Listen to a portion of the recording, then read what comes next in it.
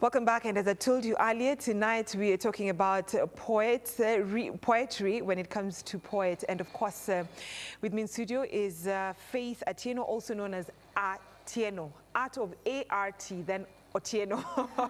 She will be telling us why she decided to use her name as her stage name. She's also a student at the University of Nairobi studying law, and she's also an activist. So 3 things in one: a student, an activist, and a poet. Karibu sana. Asante sana. 3 things in one. 3 in 1, yes. Although the poetry part and the activists are intertwined, because I do my activism through poetry. So I do write on human rights issues, for example, maybe rape culture or FGM, refugee rights, and that kind of stuff. So it's not like we see the banner outside there, hakie too? I would, when necessary, yes. But I do it mostly in terms of poetry. Okay. Yes. Let's talk about your career life. What you're planning to be in future? A lawyer? Yes, a lawyer. Law and poetry? Yes, like law one and would poetry. wonder, how do the two intertwine? Because, yeah. Okay, I'm thinking probably you're using law to express, you're using poetry to express yourself because you're a lawyer. Yeah. Do the two connect? Do they really connect? I would not say they connect, but law has definitely helped me in my poetry because to have talent is one thing, but to be able to put it together into a beautiful thing is another, because you need language, you need to have those creative skills. So I would say law has helped me with my poetry in terms of writing. I don't know if they're connected, but it really doesn't matter. So now in future, when you see you at the courts, at the corridors of justice, your honor, now it's me, like yeah. So you use poetry to actually talk about human rights. I would, absolutely, I would, yes. And what law are you doing? Are you doing human rights law? Are you doing... For now, undergrad, you do everything, all kinds of law. Specificity will come later, but for now, we just do everything. Yeah. Okay. We do everything. Are you a second year, first year? Third year right a third now. year Yes. student. Yes. So you still... Okay, let me know. So you still have a long way to go, because it's not a long way to go, actually. Not really, it's not a long way to go. Yeah. But what made you to be a poet? Like, why did you say to be a poet? I think growing up, there are so many things I never said until I started poetry last year, by the way, last year around April. So around that time, I just felt like it's time I just speak up. I don't know how it came, but I just remember I was in my room watching a poet speak, and after I was done, I was like, I have to write something. And from there, the rest is just being, you know, gracious. So I think it's just my way of speaking. I'm not very good at conversations, but when it comes to poetry, it just flows. You speak your... whatever, I speak my heart, yes. Okay. Yeah. Okay. But how long does it take for one to write a poem? A piece. For me, my best pieces have taken like a month. To write one piece? Yes. A month? Like my best pieces. But it would even take a day, like under pressure. When someone requires me to write on something, even a day I'll be done. So how many pieces do you have as we speak? I would say probably like 10 pieces. 10? Yeah. So it took you have 10 pieces, one piece takes a month, so probably you have like 10 pieces. Okay. You have, one piece takes a month, so you took 10 months to write 10 pieces. No, you can't say that. So what I do is this, after I come up with a piece, I keep developing it. I would perform it, like I would perform it today, but then tomorrow when I go back, there are some things I edit and make it better and better. So the next time you hear the same poem, it'll be like, yeah, that's so you keep on changing it? Yeah. Okay, give me a sample of a piece that your favorite piece that you've written. My favorite piece? Yeah. All right. Can I? The camera on my right should be your camera. Okay. Yes. My relationship with silence is a forced marriage, where the man and wife grew to love each other eventually. I don't know whether to call that true or circumstantial love, but I do know that silence is the most handsome man I've ever met. When we're together, even random people say, silence is gold, to which I reply, yes, he is the best word never spoken. How we met, I really don't know, but perhaps we played a game of hide and seek, where the lucky bodies of all those who dared to speak up would always be found lifeless. Joseph Masha, Dennis Otieno, John Kituyo, or perhaps we played a game of memories where I could only remember the names of these 3, yet the blood of thousands of brave souls such as this still cry out for justice. Or perhaps we played a blood game where they would cut off our tongues, then make us look for our voices. Or perhaps we played the Hunger Games where we learned how to swallow our own words, because although the truth hurts, saying it kills. Francis Nyaruri, Samuel Ndoati, I'm sorry. Do you even know these people? Maybe you should. It is very natural for history to repeat itself, you know. Which makes me think perhaps we played too much poker in clubs where whenever we spoke the truth too loud, they would show us spades. Spades, the spades they used to fill up sand into our graves when our bodies will be found lifeless. Or perhaps whenever we spoke our minds, they would show us hearts. All the hearts that stopped beating for trying to be transparent. It is very natural for history to repeat itself, you know. Or perhaps whenever we agreed to leave our voices in the quiet, they would show us diamonds. Lots and lots and lots of diamonds. Or perhaps.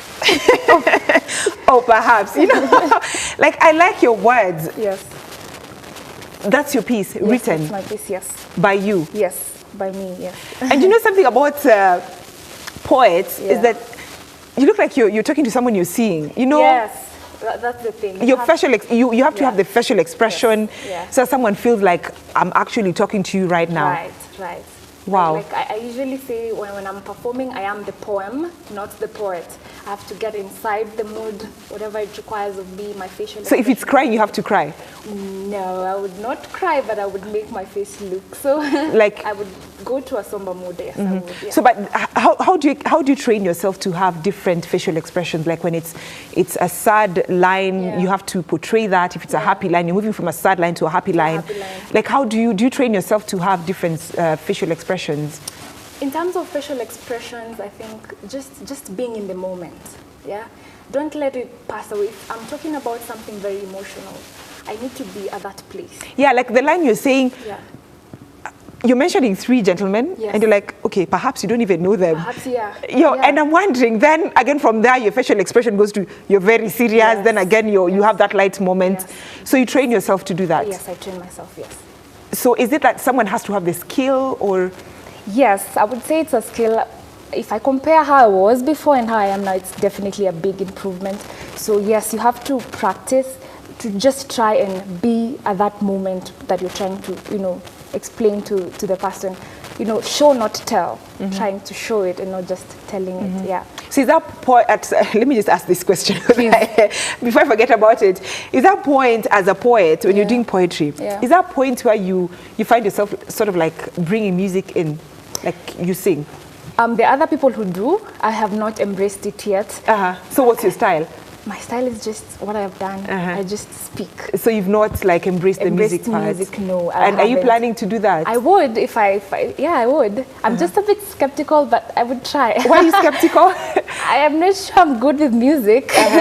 Yeah, but maybe if I found someone who can play instruments or who can sing, I would.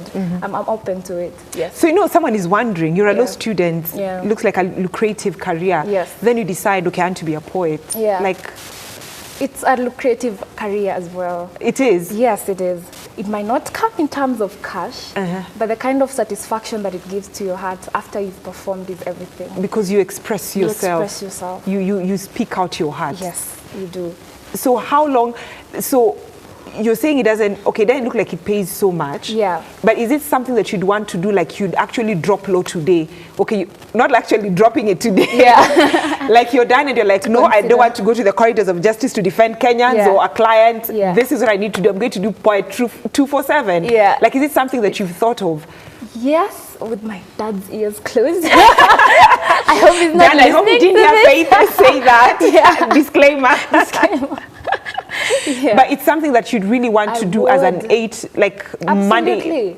Yeah, every day. It's Every something day. that I love. Writing, performing, it brings so much satisfaction. So do you get support from your family? Absolutely, they do. They support me so much. But they're I not love of this idea of wacha No. kuwa wakili, anza kuongea maneno ya poems. No, we don't do. We shouldn't do that. Yeah. Yeah. Okay. Yeah. So at what time do you have, what time do you have to actually write your pieces? Because you're trying to juggle between school and Yes. your talent, what you love. So I was actually very blessed to have classes that are in the evening. So I usually have the whole day to myself. So what I do is I do half day my creative work, and the other half day I do my school work. So I would probably like wake up at 8 to around 12, do something. Then from around 1 till the night I'm doing my schoolwork. Wow. Yes. So your people Yeah. are there. If you're thinking possible. about poetry, education comes first. Yes, please. As you try and do your poetry, Yes, yeah? yes, absolutely. Now, you're doing poetry, it's something that you love. Have you ever performed somewhere? Like you've been called to perform and you've been paid? Yes, I have. I have performed at the human rights event I was talking about. They're organized by Amnesty International. They have paid. I have gone to a project called the Madari Project. I have been paid there as well. So you're a brand. Atieno. Yes, I am. Yes, I am. You are a brand. Yes. So how do you maintain your brand? How do I maintain? I think content. The content of my pieces are my brand. What I speak, yeah. And if you ask me what content is, I would say that which is in your heart. And in my heart, I know there's Christ in there. So Christ is the one who determines what I write and how I write it. I would not really stand at a place and say that these are my own things. I just sit down, I'm so good. I wouldn't say that. Just from there. Okay. So that's my brand. Like when you even take Coca-Cola, it's Coca-Cola because of what's inside the bottle, not the bottle itself. So people take you because of your content. That I so you give us bring out. your one of your pieces. Yes. So 9 remaining. Because you have 10 Wow, pieces, thank 9 you. remaining. 9 remaining, yes. I mean, give me one more piece. One more Yeah. piece, okay. Our neighborhoods are so safe that we forgot bodies still have insecurities. And I know I promised I would not do faces and bodies in this one, but how fashionable it is to be associated with perfection than humanity, that it's easier to hide melanin than show weakness. No one ever talks about hoods are so safe that we forgot bodies still have insecurities. And I know I promised I would not do faces and bodies in this one, but how fashionable it is to be associated with perfection than humanity, that it's easier to hide melanin than show weakness. No one ever talks about the days they look in the mirror and the person on the other side looks like someone they don't like. No one ever talks about the days the phrase true beauty lies in the inside. Sounds more like I could swallow some bleaching tablets here and use some implants for there. No one ever talks about how beauty to them is like tragedy, such that it only belongs to other people. Instead, bodies have become similes. All they do is compare themselves with others. See, this morning, I looked at the colors of the rainbow and I still can't find mine. In fact, only the moon looked anything like me. You know, sometimes I wonder whether the moon wishes he were the sun. Sometimes I wonder whether beauty is only defined by the suns. You see, isn't it easy to say beauty lies in the eyes of the beholder until it is time to actually be the beholder? Beauty lies in the eyes of the beholder until it is time to actually be the beholder. Wow. From your poet, it looks like you're talking about women who are not satisfied Absolutely, with their body. with their bodies or with their skin colors. Wow. Yes. Wow, that's really nice. Yes. We've run out of time because I need to pay way for my colleague who's coming up next, Yes. Regina Manyara, who's coming up next with business. Yeah. Your last word in a minute to young people outside there who have a lot of talent and they really don't want to let it out and their students. Your last word, your camera is still the same one. Okay. Yeah. I would say to you guys that if you believe in what you have, just let it come out. Invest more in the content that you have. Just like I've said, your content is very important. Let people know you by what you can do. And also come out. Let people know what you can do. I would even talk about PAL, Poetry After Lunch, that happens every Thursday from 2:30 p.m. to 5 p.m. at the Kenya National Theatre. You could come there, showcase your talent. That's why I'm here myself. I've grown by being there. So you guys are welcome. Wow, even as you're giving your parting shot, I feel like you're I'm performing? You're performing. Oh, wow. I feel like you're performing. Oh, wow. I think it's just in you, seriously. Thank you so much, Faith. Thank you. Thank you for coming. We've been speaking to, you're welcome. We've been speaking to Faith Atieno, a poet and an activist, but who expresses her activism through poetry. Yeah, thank you so much for joining us. And of course, up next is Regina Manyara Guitar with Business after the short break.